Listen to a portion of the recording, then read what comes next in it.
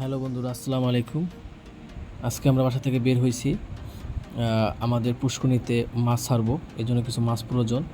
তো এর আগে যে আমরা মাছগুলো ছাড়ছি ওগুলো ছিল চাষি মাছ। তো আমাদের যেহেতু এখন বর্ষাকাল প্রায় শেষ পর্যায়ে, তো বর্ষার শেষে দেখা যায় যে মাছ পাওয়া যায় আপনার ছোট ছোট মাছ, মানে ছোট বড় মাছ পাওয়া যায়। তো আমরা ছোট কিছু নলা কাতল এই মাছ সংগ্রহ করব। এই জন্য আমরা এই মাছগুলো আনবো বিল থেকে। তো বিলে যেহেতু মানে যেটা আমাদের শৈপুর ভাষায় বলে বেহেল, ওই বেহেলের তাজা মানে মাছটা মরে না। তাই মাছটা সংগ্রহ এরা ধইরা আবার দেখা গেছে যে একটা জিয়ায় রাখে। তো ওইখান থেকে আমরা মাছটা সংগ্রহ করার জন্য গেছি এখানে। এরপর ওখানে আমরা যাওয়ার পরে ওখানে একটু দাঁড়ায় দাঁড়ায় একটু ভিডিও করি এবং অন্যান্য বেহেল দেখি এবং ওনাকে ডাক দিই। ওনাকে ডাক দেওয়ার পরে উনি একজন পিচ্ছিকে পাঠায় আমাদেরকে নেওয়ার জন্য। আবার এদের একটা বেহেল খেয়াও দিতেছে। তো আমরা খেয়াটা দেখার জন্য একটু দাঁড়ায় একটু ভিডিও করি এবং দেখি ওই পিচ্ছি চলে আসছে। এই জন্য আবার আমরা ওইখানে ওই পিচ্ছি কাছে চলে যাই।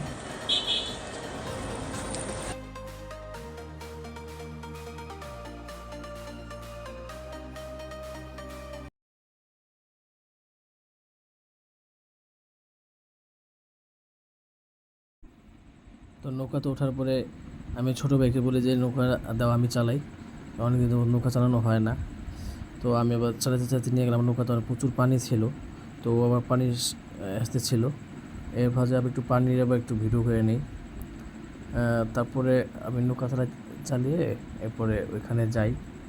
ওখানে যাওয়ার আগে আমি ওইখানে আমার পরিবেশটা মানে বিকাল টাইম, তো আমাকে আবার রাজন আবার ভিডিও করতেছিল এবং চতুর্দিকে ভিডিও করতেছিল। আবার ওইখানে যেই ভাইয়ের কাছে আমরা মাছ আনতে যাই, উনি আমাদেরকে বলতেছিল আমাদের আরও তাড়াতাড়ি যাওয়ার কথা ছিল, তো আমাদের যদি দেরি হয়ে যায়। তো ওখানে যাওয়ার পরে রাজনে উপরে ওঠে, আমি নিচ থেকে আবার ভিডিও করি। উপরটা ওঠার পরে আমি উঠি। আমি ওঠার পরে উপরের পরিবেশটা আরও সুন্দর। তো উপরে উঠে আমরা চতুর্দিকে আমরা ভিডিও করি এবং পিছিয়ে যেই ভ্যানটা ছিল ওইটাকে দেখাই। আর উপরের থেকে দৃশ্যটা খুবই সুন্দর, আপনারা দেখতে পাচ্ছেন।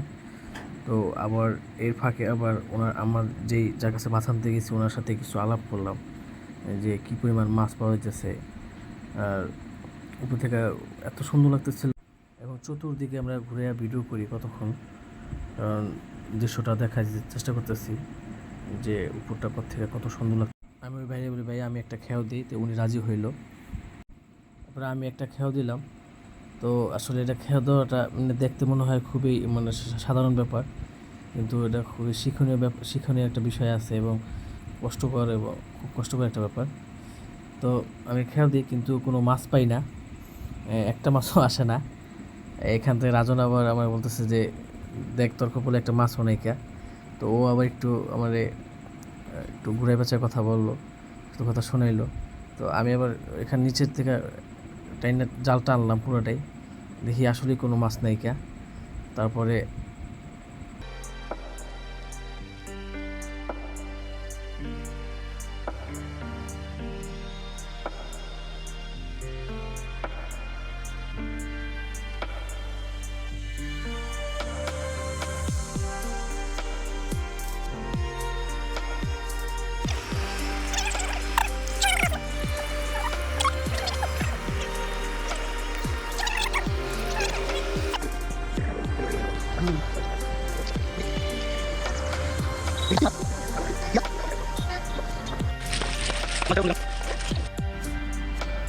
তো সর্বশেষ আমরা আসলে মাছ নেওয়ার জন্য যেই ড্রাম নিয়ে গেছিলাম ওইগুলো আবার নিয়ে আসছি, যেহেতু সন্ধ্যা হয়ে গেছে।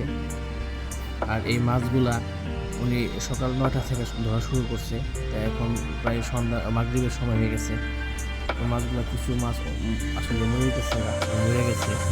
আর যেহেতু আমরা মাছগুলো না আসলে আমাদের পুষ্করিতে ছাড়বো, এই কারণে আমরা মরা মাছগুলা বা যেগুলো মাছ একদমই মানে মরে গেছে, আবার কিছু মাছে মানে মনের মতো দুর্বল হয়ে গেছে, ওই মাছগুলো আমরা আলাদা করতেছি। আমরা শুধু তাজা মাছগুলো জাতা মাছগুলো আনতেছি। আর ওইখানে আবার অন্য অন্য জাতীয় মাছ আছে, মানে ওইগুলো আলাদা করতেছি। আমরা শুধু কাতল মাছ, গলা মাছ এগুলো আনবো। তো আমরা একটা ট্রেতে করে 5 কেজি করে মাপতেছি। 5 কেজি করে মাইপা এরপর আমরা ড্রামে করতেছি, ড্রাম দিয়ে আনবো, ড্রামে তো পানি দেওয়া আছে। তো এইভাবে সর্বশেষ আমাদের 15 কেজি মাছ আনা হয়েছে।